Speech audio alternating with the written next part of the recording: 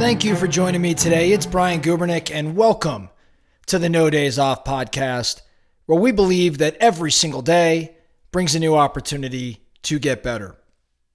Let's get into it. Today, I want to talk about environment, your environment.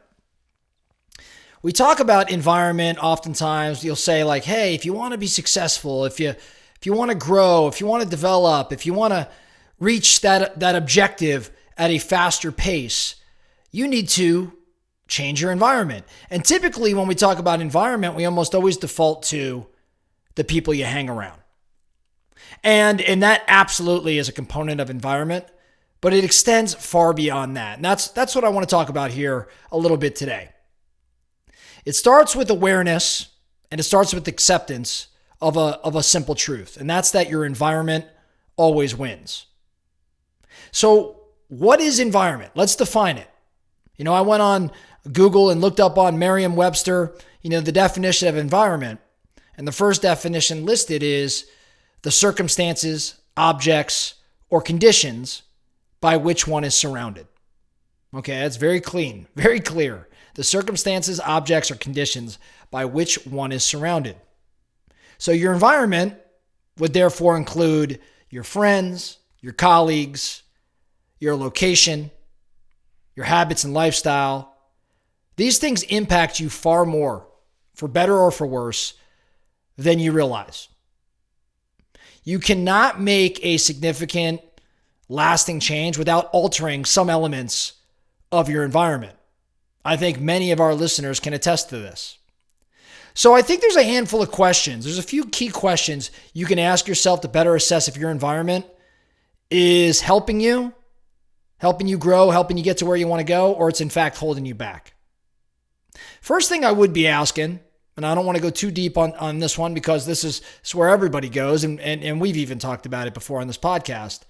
First thing you need to be asking is, who's in my top 5?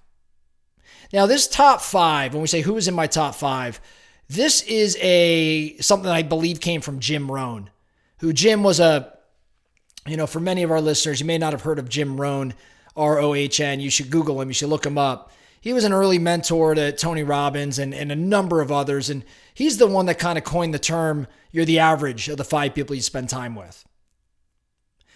Rohn believed in the law of averages. And the law of averages is a theory that the result of any given situation will be the average of all possible outcomes.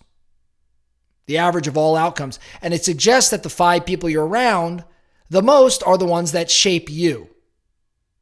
So said in a different way, when you're trying to grow into the person you hope to be, it's helpful to surround yourself with people who possess those qualities that you aspire to achieve.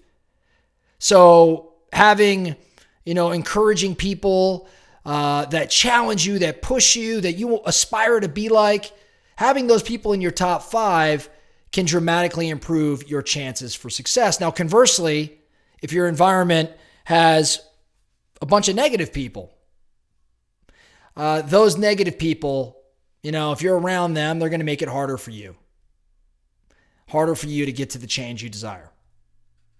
So who is in my top 5? That's where we always start for environment. But let's get into some other areas I think that are oftentimes neglected.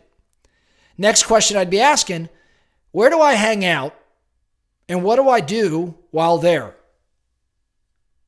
So it's not only about who you're hanging out with, but also what. Those things that you surround yourself with can either propel you forward or hold you back. So the same principle applies here. Where are the top 5 places where you're spending your time right now?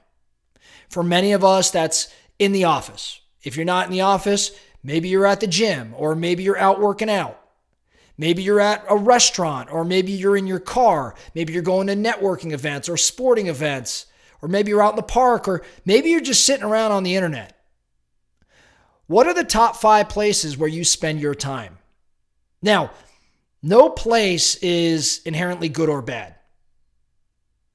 But you have to pay attention to how you feel when you're in these spots. How are you feeling when you're out working out versus how you're feeling when you're sitting in a room surfing the internet? How do you feel when you leave those places? Are you motivated? Are you drained? If you're drained, you probably need to get rid of these places. And if you've got energy, you probably want to get more of them. So you got to make changes. Are you intentionally placing yourself in situations and in locations that create growth? Or have you fallen into some sort of comfort zone because of the familiar, being in familiar spots that are not necessarily inspiring? So where you hang out and what you do while you're hanging out, that is a component of your environment, and that impacts your growth. Last question I might be asking myself around environment: what are my habits? What's my lifestyle? Maybe if that was question 3A, I'll give you question 3B. So if 3A is what are your habits and lifestyle, I'd ask the follow-up, are you setting yourself up for success? Now, what do I mean? As it pertains to our habits and our lifestyle, I like to think around, how do I cheat this system? If I want to improve my environment as it pertains to my habits and lifestyle, oftentimes I got to think, okay, well, what could stand in my way of creating great habits and lifestyle? My phone. Where is that phone? Is it always in your pocket? Is it always within reach? Okay, if I want to create a better environment, I got to get that thing out of reach. How about TV? How accessible is the TV? Is it in every room? If I want to watch less TV and read more books, yes, I need to make that decision, but it wouldn't hurt to change the environment and remove the TV altogether. I think about, I know this might sound crazy to some of you, but do you have a notepad nearby when you get an idea?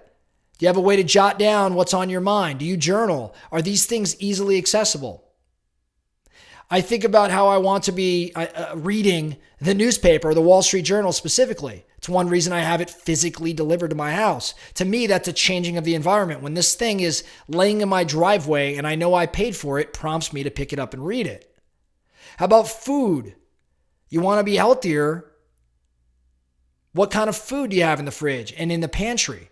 If you've got the wrong food in the pantry and in the fridge, odds are your environment is not aligned with where you potentially want to go. So I would ask, what are your habits and lifestyle, and are you setting yourself up for success? Think around it. What habits have you created for success, and what's the environment around these things, right? Are you in an environment that's conducive to you growing, or one that hinders your growth? Real growth happens when we understand whom and what best supports what we want. And then we align ourselves with those people. We align ourselves with those places that do in fact support us. We align ourselves with those habits and a lifestyle that in fact supports our growth. So the focusing question for you today, right? I want you looking around today, and I want you to assess your environment. Who am I hanging out with? Where am I hanging? What am I doing? How do I feel when I'm there? How do I feel when I leave? What are my habits? What's my lifestyle? Am I setting myself up for success? Do I have the right tools? Do I have the right support around me? I would reflect on that. In those areas where you're succeeding, congratulations, that's great. In those areas where you got to change your environment up, I would encourage you, don't wait, don't contemplate, let's take action today. That's all we have for you today in the No Days Off podcast. Thank you so much for listening.